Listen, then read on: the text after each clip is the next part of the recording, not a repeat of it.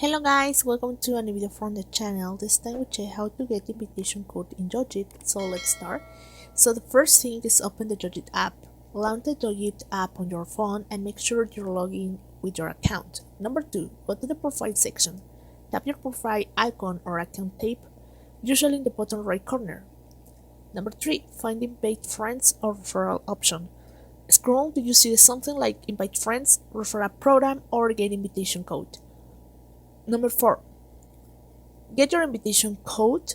Once you open that section, your unique invitation code will appear on your screen. It usually shows a mix of letters and numbers. Number 6, copy or share the code.